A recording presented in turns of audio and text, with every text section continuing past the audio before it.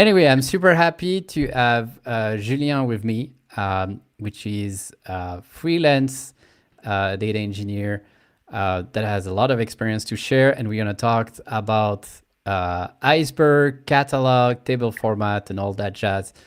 But please, first, Julien, can you introduce yourself a bit? What's your background in your story?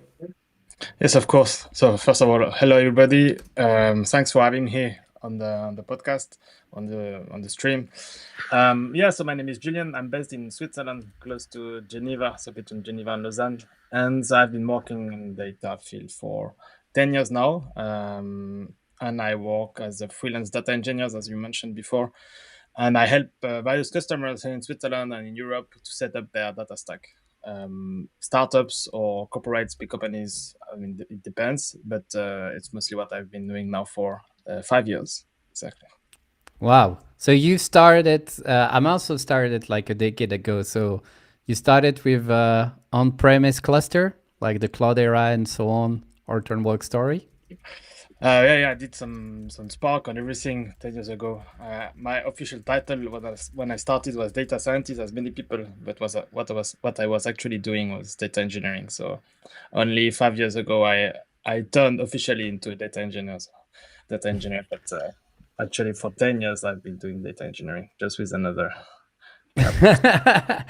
Yeah. I think like a lot of people, like my title first was BI developers, and then I needed to kind of like understand how distributed system and other things work, and then with the job requirement, basically your job role can switch, and also just depending on like what you actually like to do, right? I think it's also that's why there is Joe Reyes is also defining himself as a recover data scientist, right? But even as a data scientist, if you like to do like modeling, 80% of the time, I mean, what you need to do is basically data cleaning and moving data from A to B. So basically data engineering. So at the end, everything is converging to data engineering, right? Yes, and even AI, but we're going to try to not talk about that today. Let's try. Mhm. Um, can you a bit? So you've built also boring data.io. Mhm. Can you a bit introduce what is all about and why did you actually build that? Yeah, of course. So, I'm doing like a lot of different projects for different companies, and while I was doing that, I was wondering, hey, I'm always starting from scratch for every project. I have to write every single line of code every time I start a new data stack project. So what I thought that maybe I could like condensate all my learning that I've built over these last 10 years and build like one single template that people can clone, get, and then get started super easily. Basically, what I've noticed is that when a company starts a data stack project, there is like this cold start problem. Like either you want to go fast, then you go full SaaS, but then you Mm-hmm. get locked in because when the volume of data is growing, then your cost, of course, are growing. The other way to go is just to build yourself everything, but then it takes so much time. I mean, you have to count at least 3 months of engineering work just to get started, and you haven't delivered any insight, any dashboard, nothing. So, and there is no middle ground between like doing everything yourself to yourself or going full SaaS. And this is a problem I try to solve basically. Can you a bit like can we give names? Like like when you name SaaS is basically someone starting their data stack and they go on Databricks or they go on Snowflake, and they put everything there instead of like building their own infrastructure, which means I guess managing their own compute time on AWS or Google Cloud. What is that? What you mean? Is that middle ground? So there are different levels. I mean, the top level is like the top like platform that are bundled into one SaaS. So these are basically built on top of Snowflake, on top of Databricks, and like they bundle one orchestrator or ingestion and Yeah. a warehouse basically. So that's the first level. Then there is a level below where you put everything in Snowflake, but then you use managed ingestion, for example, or Yes. managed DBT like DBT Cloud, Mm-hmm. and then it's just like SaaS that you are piling up, and then your bill is as well growing. And most of them are like billing based on the volume of data you're working Yeah. with, and that's why as well your bill is just growing over time, and you're kind of locked. And if, for example, let's take DBT. If you want to manage DBT by yourself, then you need to run it yourself. Means you need to build some infra. But like building this infra is like it's doable, but it basically takes time. You need to build the CI and everything. And that's why I tried to package in one repo, in one template that you can get. And this is in order to solve like this cold start problem. And Yeah. But so it's really this is interesting. It's really about doing a balance on what you can offload to a SaaS and what you can self-host it, basically. yeah, exactly. And I think the business model of this SaaS is kind of a bit tricky because they charge you like it's a variable cost, but setting up a stack is like a one-shot cost. So basically, you're responding to a one-shot problem with like a variable cost solution. Mm-hmm. And I have the feeling this both world they do not match together. Hence the one-shot pricing model as well of pouring data. So just basically buy once, the code is yours. You of course you own the code, you self-host it, and you're free to customize it and make it evolve depending on how your project as well grows on that. Yeah. So I think I have. Let's open quickly to just get a bit of some visual to chat here. Up. So if let me put you there.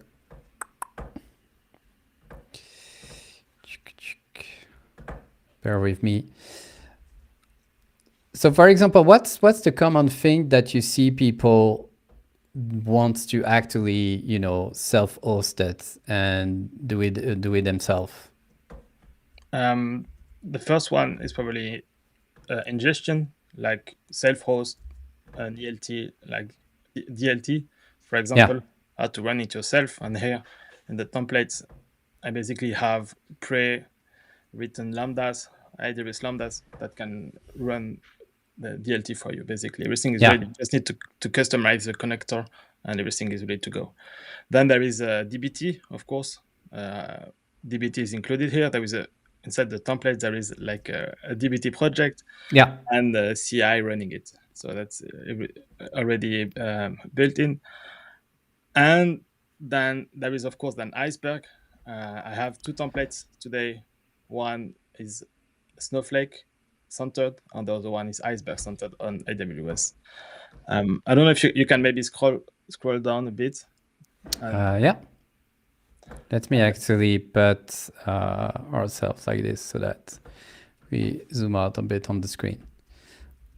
And I'm gonna zoom out also here. Yes. Exactly. Now here's a small overview on what you get when you purchase a template. So first, that there are two kinds of templates I mentioned. One is warehouse centered on Snowflake, and the other one is Iceberg centered. And here, the one that you're showing is about Iceberg, and you see that everything is preset up to work with Glue, which is a managed service of AWS. So when you deploy the template, you already have your Glue table deployed with Terraform. You have, as mentioned before, DBT run for you on top of Athena, and you have DLT running for you on Lambda. So basically only open source tools running for you inside AWS. How do you, so what the thing I like, I'm here a bit to challenge, is that I think it's depending on the size of the company too, right? Because those tools, they're easy to bootstrap, but at scale they might be, require a bit more maintenance. How do you see someone evolving within that stack? Do you think like at some point they should take some part offload to a SaaS, or what's your thought?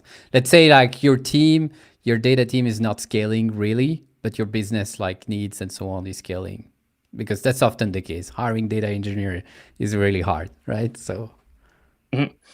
I mean, it's hard to say, hard to have like a kind of a general rule, but I think if you start to build skill internally, like around Terraform, around this open source tool. That's a way as well to maybe scale it better, because if you can handle it, if you know how it works, then I think it's a good way as well to scale your platform, both in terms of internal skill maintenance and as well in terms of cost. I don't know if it's response. Yeah. No, it's a definitely an opinion. I think I would have I would say a middle ground there, where I think sometimes you have data team which is one person data analyst and it doesn't have time to invest into that.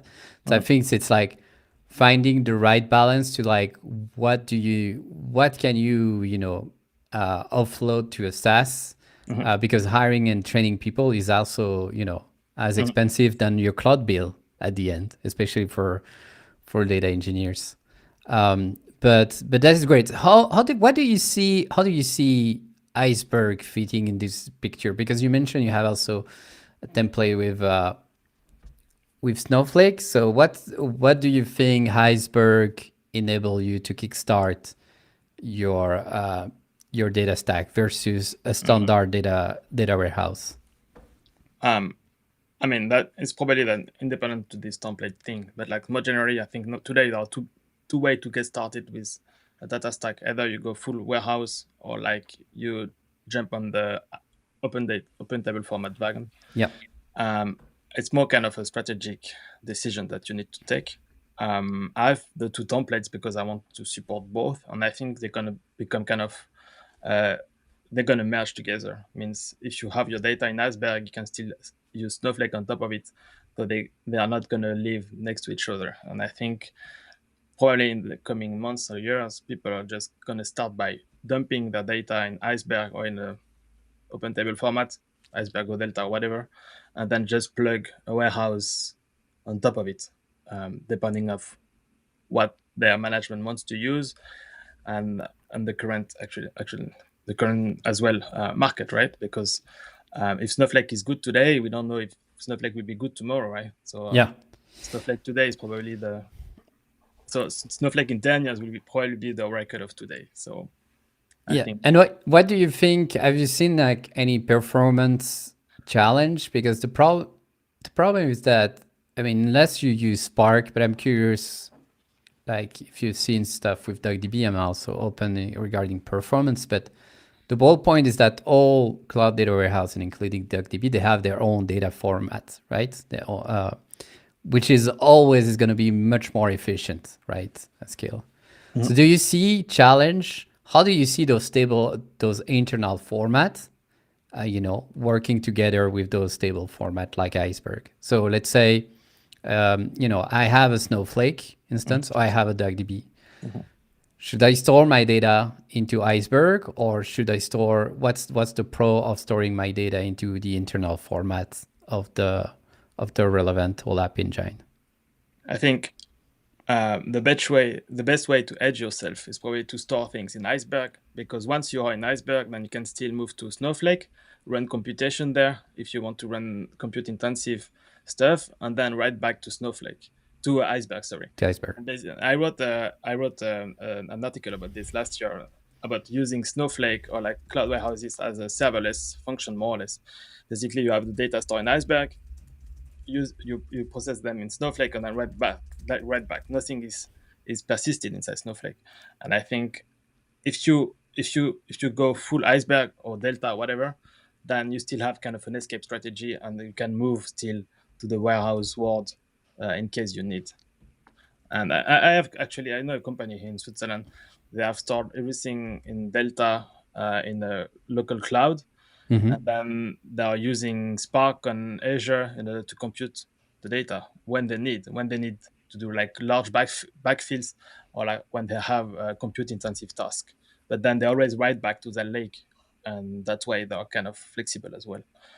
Yeah, but I think if you have Spark, because Spark is compatibility with Iceberg and Delta today is really good.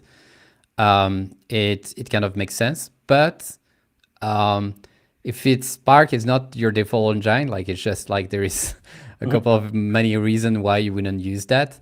Then then it's a bit hard to kind of trying to find this workflow. But I like your answer in a way that having, I think in the future, having your things as a table format first, and then loading data only that you need for compute intensive work to the relevant warehouse. That makes a lot of sense. Yeah. But it, yeah, Multi-engine. I mean, we have been working like in a multi-engine setup for years. Before, what I used to do is like dumping data in S3, pre-processing them inside AWS with a CS task or Lambda, whatever, and then copy data to Snowflake. So I mean, yeah, this multi-engine is kind of has existed for years, but it's just that with Iceberg, it makes everything easier, I think, to move data around and just pick the right engine that fit your usage, right? yeah. So yeah, you have also, speaking of, you have also a newsletter that I'm just putting there for people watching, where you've been talking about everything data engineering on the link recently on DuckLake and so on. But what do you think it is missing today? So based on what we just talked with the table format and this ideal world where people write first into Iceberg and then move to the multi-engine that they want, what do you think is missing today for a wider adoption? Yeah, I think so. For example, Iceberg, this comes from big tech. I mean, it's adapted to big tech tools as well, and the API that is best support is like basically for Spark. So if you use Spark, you have super support. But like for Python or other non-JVM tools, I mean, it's nascent. It's been building, so there are some things missing, which make a bit the experience a bit complicated. I would say. So I mean, the first is like, I think the user experience is not that great for non-JVM user. Then you have this whole maintenance story that you need to think about that you don't have if you go to Snowflake and everything. And yeah, I think that's the two main problem that we have right now. And of course, the third one is like the catalog, because as if the standard way to use Iceberg is to use it with a hosted catalog, so you need either to purchase it from a SaaS provider or to self-host it, and which, I mean, it's an additional complexity. Yeah. So and all the, like, what's the landscape today? Because I'm a bit behind. Can you share regarding the different catalog today? Do they support all the table format? Like, can you give us like a bit an overview on what you know? I haven't had a deeper look these last weeks, to be honest. I wrote about it like a couple of months ago, but from last time I checked, I mean, you have like, of course, Polaris from Snowflake, which is one of the leading ones. You have AWS Glue, which is as well interesting, and you have the Lakekeeper, which is like an open source alternative, but that you need to self-host. And so that's, I would say that, and you have, of course, the one from Databricks, Unity catalog, exactly. That's all the four, I would say, leaders. But then there is a new wave of like catalog integrated inside buckets. Like for example, S3, you have S3 tables, which basically self-host, like host a REST catalog inside your bucket directly, so you don't need to do anything. And by exposing this REST endpoint, you can then get access to the data from other engines, Snowflake or even DuckDB or whatever. And how would this work? So you have to host the REST service to provide the REST API towards the S3. You basically create an S3 table, so an Iceberg S3 table, and then out of the box you get the from the S3 table feature. That's what you mean? Yeah, exactly. And Cloudflare has the same for R2. Basically, you have a managed Iceberg table that you can use out of the box. And I think that's great innovation, because it simplifies a lot of things when you want to go to want to move to Iceberg. Is that what they called the R2 managed data catalog, or is it something else again? Yeah, it is. Okay, so this thing. Exactly. And what's magical with Cloudflare is that they have zero egress cost. Means consuming your Iceberg data is basically free, Yeah. and you can check my newsletter I wrote last year about this, like a $0 data distribution. Yeah, yeah, I You can remember do this this. one. I mean, it's super cool. But so, based on our initial discussion, this is actually a good example where you can mitigate basically what you offload to a SaaS and what you own, because here you're going to manage basically how you structure your lake and how you write your data to the bucket, but you offload the catalog basically. Is that correct? Exactly. And the maintenance, I think this provider they offer as well table maintenance out of the box. Like Yeah. AWS, for example, is maintaining your tables for you automatically. Yeah. What do you think of DuckLake, which has, just for context for people that has been living in a cave, um, it is a new table format that's been released by DuckDB Labs. So it's basically to compete around the other table format, like Iceberg that we just talked, or Delta Lake. What's your 2 cents on that? I think they have done it mostly because they don't want to host a catalog. I think that was the trigger. The catalog concept didn't make sense for them. That's why they built like kind of their own, and then they built their own metadata format and everything. Basically, their own open table format. I think it makes definitely sense. I mean, I have the same observation. That's why I built as well boring catalog. We maybe see after, but I think the success of this will only depends of the integrations that will be built. I mean, open table format is all about the integrations. Iceberg, I like Iceberg because there is integration to Snowflake, to DuckDB, to Polaris, to everything. So basically, if I know that if I dump my data inside Iceberg, I will be able to use it after anywhere.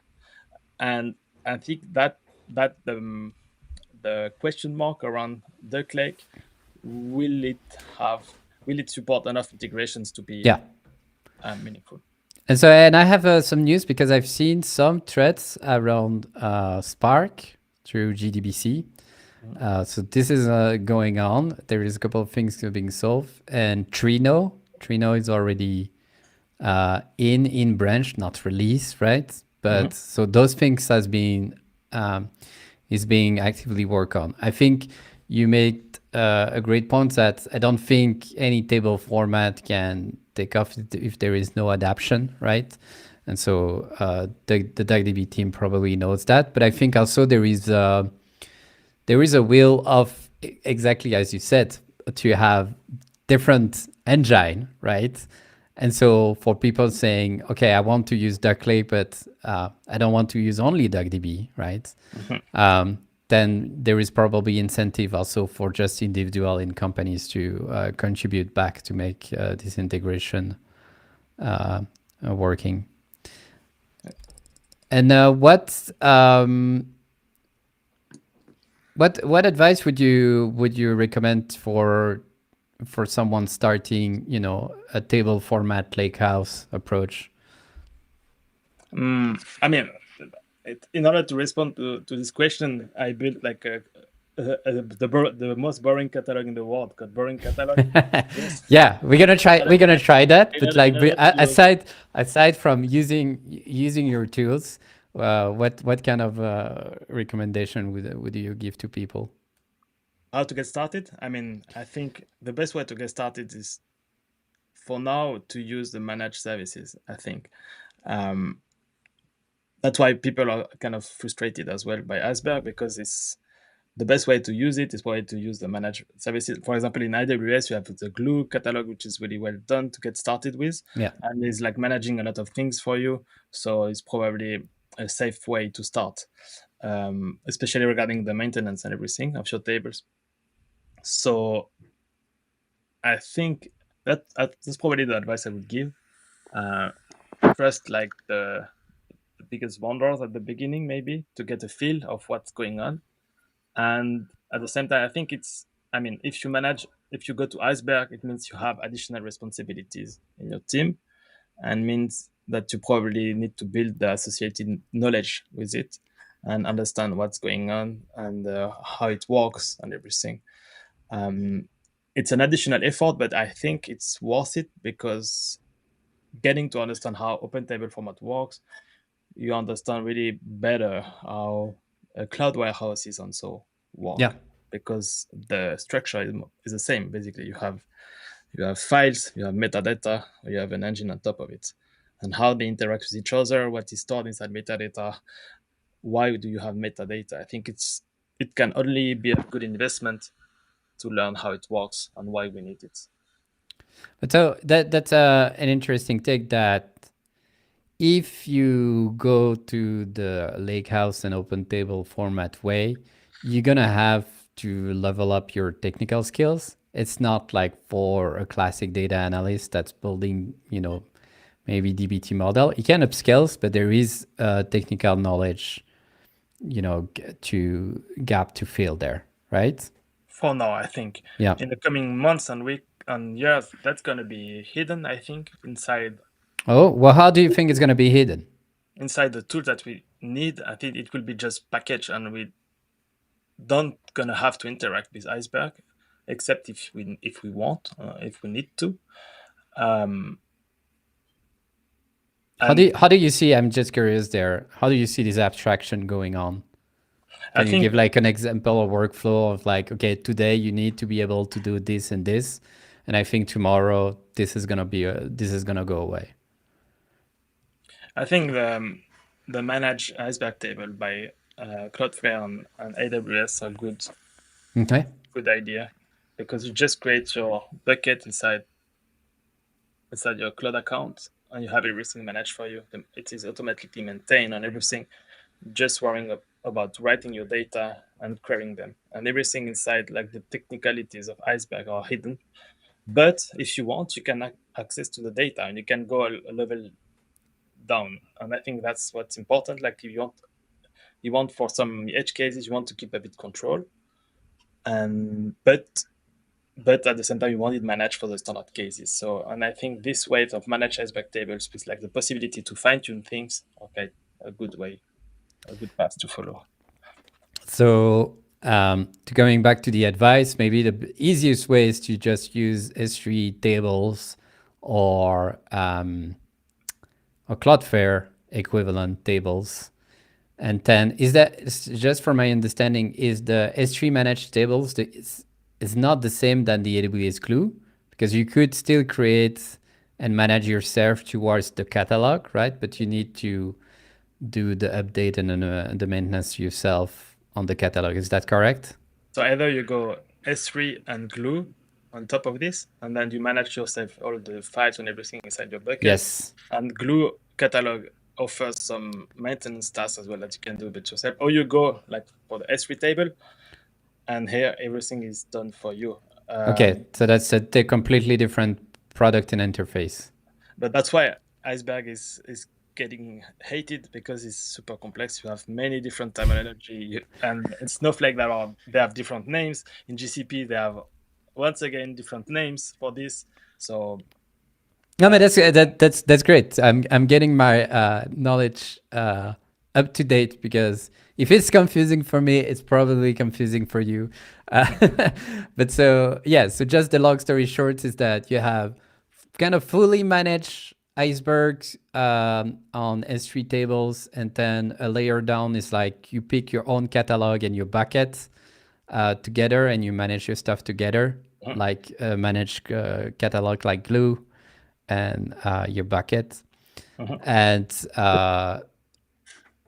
that's I think that's a good summary. So I guess if we just, I'm just curious, because we have a lot of people using DuckDB in the audience. How do you see? We talked about adoption of the engine, but do you think like offering a managed service like S3 tables that is DuckLake compatible is also key, you think, for the adoption? Something like that? Because we have talked about the adoption on the query engine, right? but not really on the catalog side. I think people don't want to manage a catalog. They just want to have it out of the box. I just want to write to Iceberg and have an interface in order to create the data. I don't want to manage anything.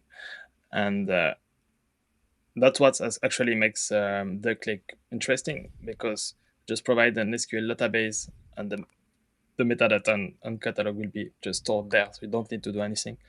And the data are available to query. So I think, yeah, that's the key. Just you don't want to host as well a catalog, because it's kind of, the catalog becomes like the A single critical entry. point. Yeah. Exactly. And that's an additional responsibility for the team, and potentially maintenance tasks that you will need to run if the catalog goes down. So yeah. No, that makes sense. So we are already half the time. So I want to take a few minutes to get hands-on by trying out your open source project, which is the Boring Catalog. I'm just gonna first share the link with the folks here. And yeah, I just want maybe to go to the README, see if it works, if it doesn't work, and kind of like understand just your reasoning behind.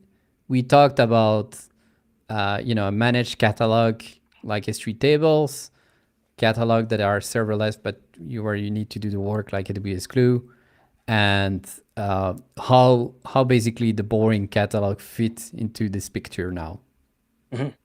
So basically, as a user, and I think many people told me that they don't want to worry about the catalog, don't want to set it up, it's kind of complex. They just want to get started super easily.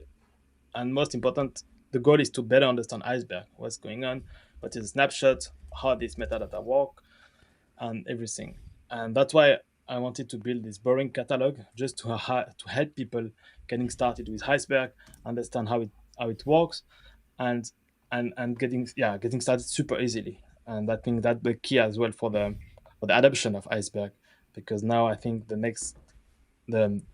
tech is used in production in many places, but what's missing now is like an adoption from Wider.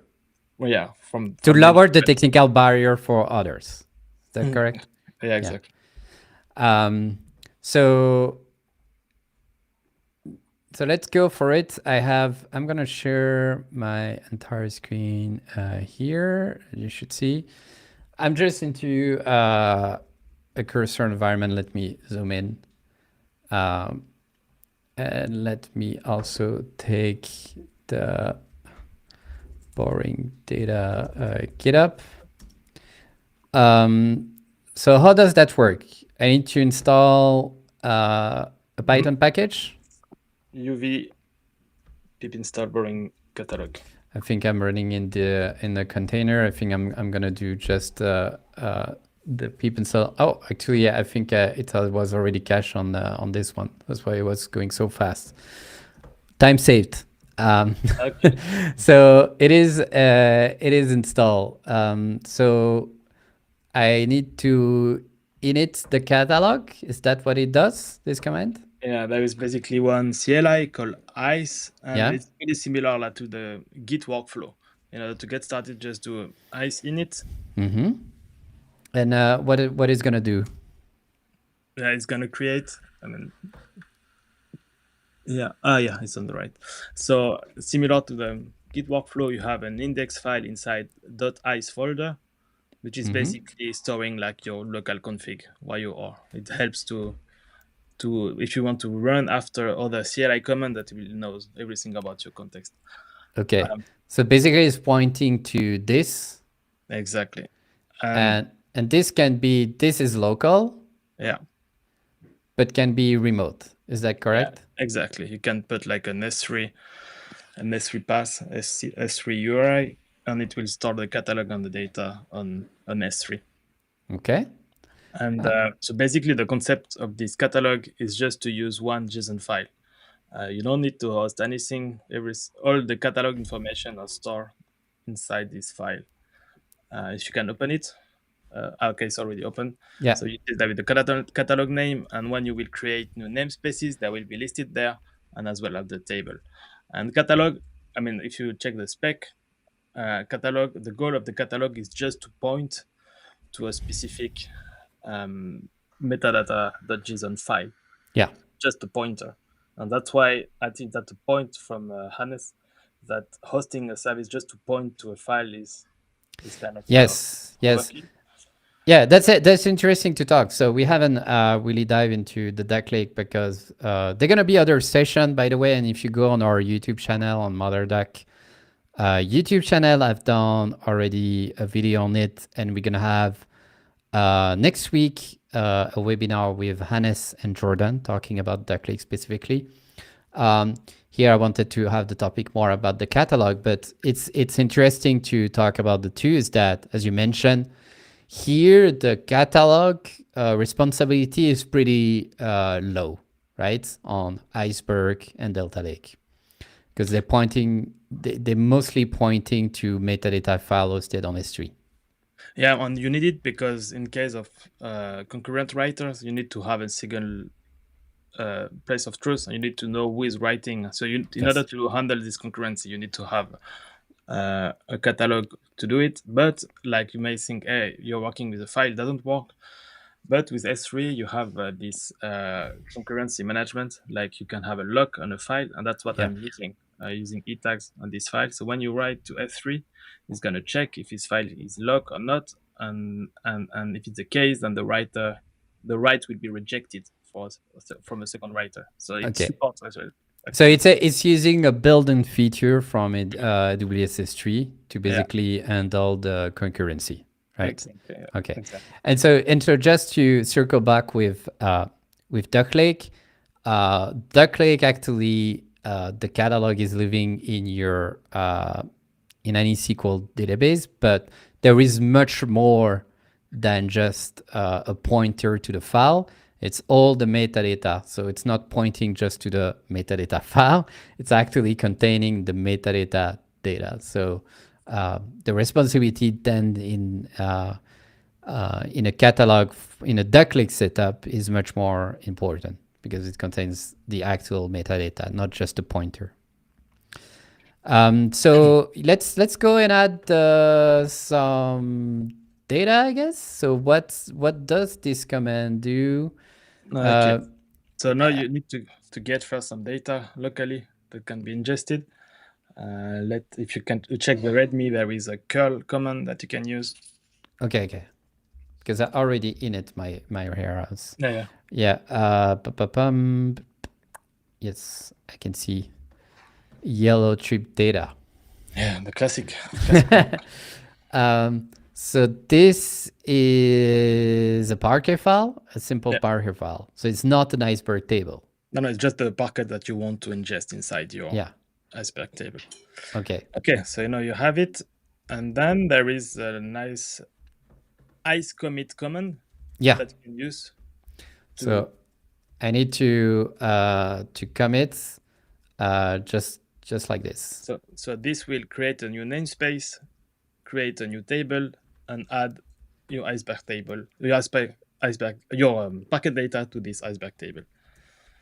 Okay, and that's it. So now we can see that the catalog has changed. Is pointing to the latest metadata.json file. Yeah.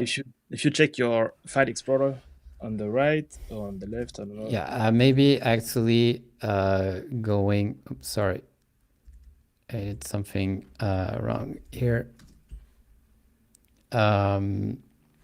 So if I go to warehouse, then there is the Iceberg DB and the data and the metadata. So this is the table that I created. So this is an Iceberg table. What are you using behind the scene to write to Iceberg? So it's just an interface on top of PyIceberg. So everything you can do with PyIceberg, you can do with Boring Catalog. And if you want to interact in the Python script, you just create a new PyIceberg instance pointing to this catalog. It's always as well in the README. So and then you can interact like you would with PyIceberg. Okay. And yeah, so you can, for example, on here, like as well, once again, like similar to Git, you can do a ice log command. Mm-hmm. And here, you're not in the right place. Just go one. Yeah.